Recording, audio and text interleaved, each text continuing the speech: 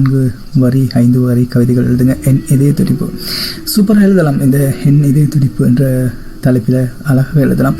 அப்படியே தொடர்ச்சியாக நம்ம பஸ்லு அருண் எழுந்து அவருடைய குரலில் ஒரு அழகான கவிதை கொடுத்துருக்காங்க. பாப்போம் என் இதய துடிப்பு பஸ்லு அருண் மூலம் எப்படி வருகிறது என்று பார்க்கலாம். வாங்க சொந்தங்களே.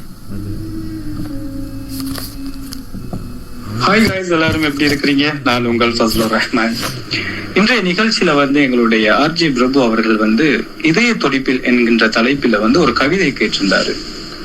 சோ இந்த கவிதை யாருக்கு சமர்ப்பிக்கலாம் அப்படின்னு ரொம்ப நேரமா யோசிச்சுட்டு இருந்தேன்.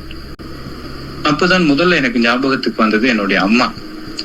சோ இந்த கவிதையை நான் என்னுடைய அம்மாவுக்கு சமர்ப்பிக்கலாம் அப்படின்னு நினைச்சிருக்கிறேன்.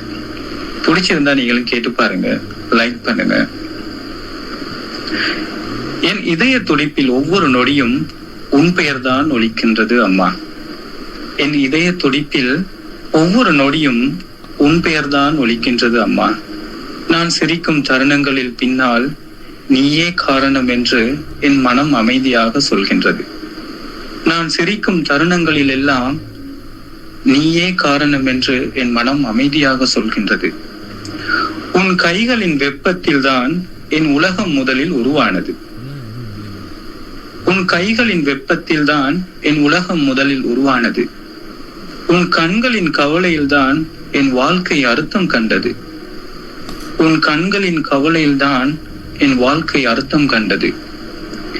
எத்தனை தூரம் சென்றாலும் என் பாதையின் ஒவ்வொரு அடியிலும் உன் நிழல் என்னை தொடர்ந்து வருகின்றது. எத்தனை தூரம் சென்றாலும் என் பாதையின் ஒவ்வொரு அடியிலும் உன் நிழல் என்னை தொடர்ந்து வருகின்றது. நான் விழுந்தாலும் கண்ணீர் வடிப்பது நீ, நான் எழுந்தாலும் பெருமை கொள்வது நீ. நான் விழுந்தாலும் கண்ணீர் வடிப்பது நீ, நான் எழுந்தாலும் பெருமை கொள்வது நீ. என் வெற்றிகளின் பின்னால் மறைந்து நிற்கும் நாயகி நீ. என் வெற்றிகளின் பின்னால் மறைந்து நிற்கும் நாயகி நீ. என் இதய துடிப்பு நின்றாலும் கூட ஒரு உண்மை மட்டும் மாறாது. என் இதய துடிப்பு நின்றாலும் கூட ஒரு உண்மை மட்டும் மாறாது.